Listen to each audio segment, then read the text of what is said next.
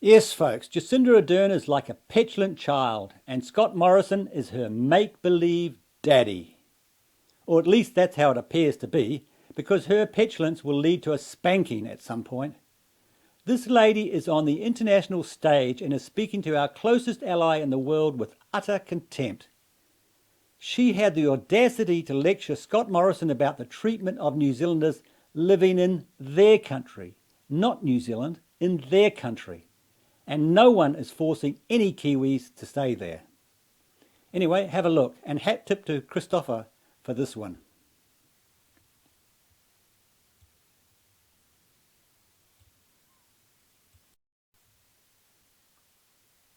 In the 1890s, at the time of our own federation, New Zealand was offered the chance to join us as a state of Australia. It might not have happened, but that hasn't stopped them wanting all the benefits of being Australian, as well as keeping their own independence, which they get as a sovereign country too. But you can't have it both ways, or can you?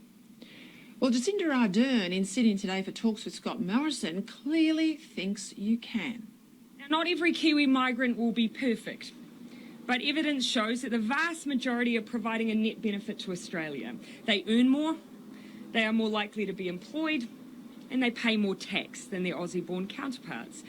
They are Australia's best migrants. But rather than them being given security to keep contributing, in return, their rights are being eroded. Simple rights like assistance from the National Disability Insurance Scheme, even though they pay into the scheme's levy, or the ability to join the Defence Force or even become a federal civil servant. Kiwis want to contribute to the place that is now their home, but not being given the potential to do that to their fullest.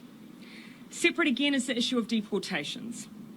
Australia is well within its rights to deport individuals who break your laws.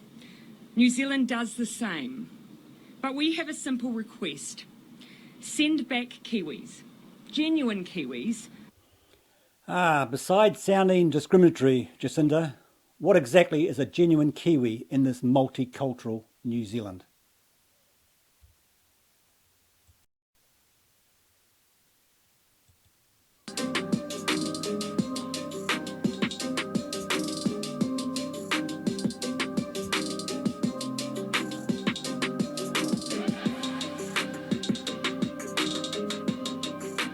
Assalamu alaikum.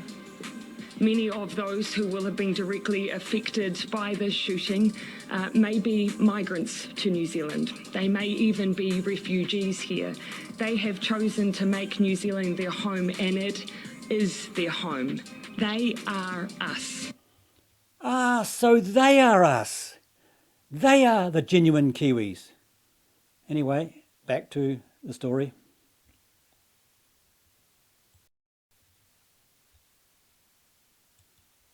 Do not deport your people and your problems.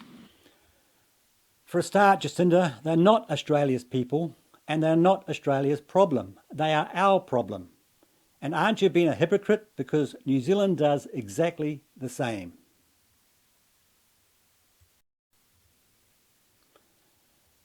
Deportees of Tonga, gangsters in paradise.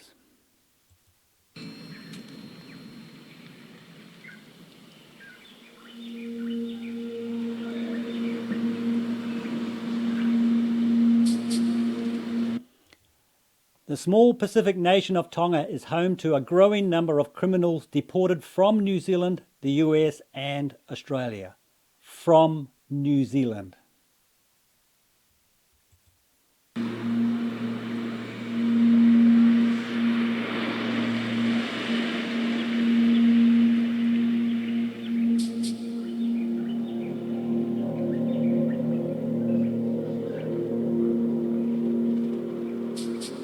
I was born in Australia, 86. Came here in the 90s, 1990. I was just started kindy. Sione Moli, New Zealand deportee. But I remember coming back. Yeah, it was all foreign. Like, I wasn't used to anything. We were here for 7, 8 years. Then we migrated to New Zealand. Where we went and stayed, there's like gangs all around me. Maybe it could have been different. I served 3 years in jail. Yeah, I didn't even get out. They just deported me from jail. Anyway, back to the story.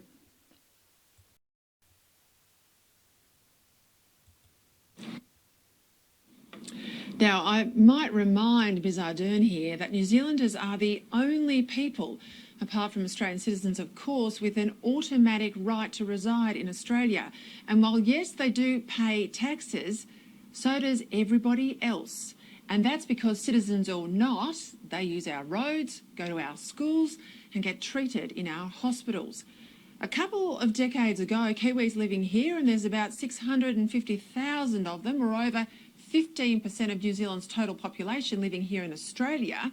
A couple of decades ago, they lost the right to access Australia's social security benefits, so the pension, the dole, NDIS, unless, of course, they actually became Australian citizens.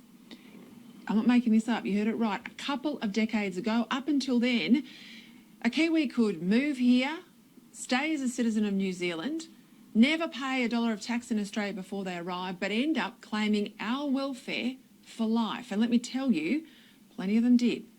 In Sydney today, here for the annual talks between the two PMs, Jacinda Ardern really took Australia to task for deporting New Zealand citizens back to New Zealand if they had committed a serious crime.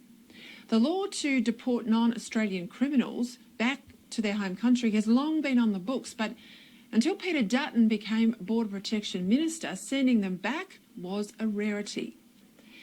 But now with Dutton in charge, it's all changed. And over 1,500 Kiwi criminals, many of them bikies involved in the illicit drug trade, have been sent back to New Zealand. Ardern, well, she doesn't like it. But why should foreigners who've committed serious crimes in Australia be allowed to remain here after their prison sentence? Just because they're Kiwis, they might be our cousins, they are not Australians. And if you're not an Australian and you commit a serious crime, you don't get to stay here, even if you might have lived here for many years. And the Prime Minister, Scott Morrison himself, a former immigration minister, could not have been clearer today. Kiwis become citizens, Indians become citizens, Chinese nationals become citizens. And when you become a citizen, well, you've joined the club, and if you violate our laws at that point, then that is on our watch, and Australia has to take care of those situations. But if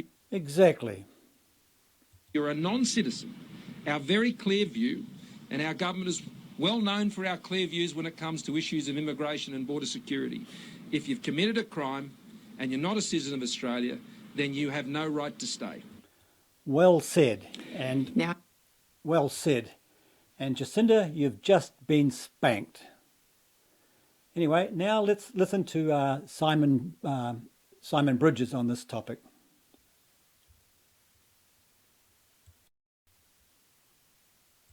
New Zealand's opposition leader is calling for action against Australia over the deportation of Kiwi criminals. Canberra has sent more than 1,800 deportees back across the Tasman since 2015. Simon Bridges has told Sky News what is good for the goose is good for the gander. The Ardern government is staunchly opposed to Australia's hardline deportation stance. It's not in keeping with the spirit of our friendship. And somehow your borderless world petulance is. Prime Minister believes the issue is corrosive to trans-Tasman ties, but Australia isn't budging. Where there is virtually little to no connection between the person being deported and New Zealand. But that is no different than what New Zealand is doing to Tongan criminals now.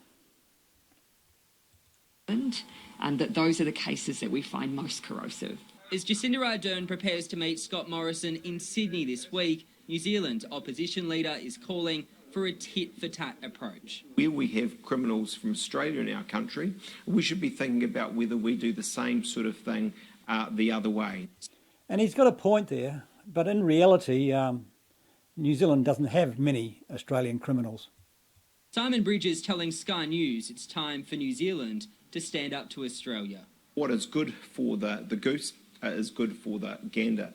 And if it's fair's fair one side, I do think we need to explore whether it's also the right thing for New Zealand.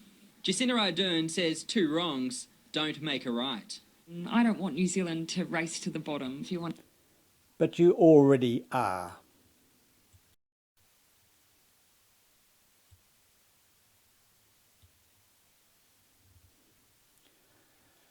Yes, that woman is nothing more than a small-minded, petulant child. And you can see that her comments were directed at her far-left voter bloc here in New Zealand. Look at me, look at me, look how tough I am. But the sad reality is this: Simon Bridges is no better. He's acting like a petulant child himself.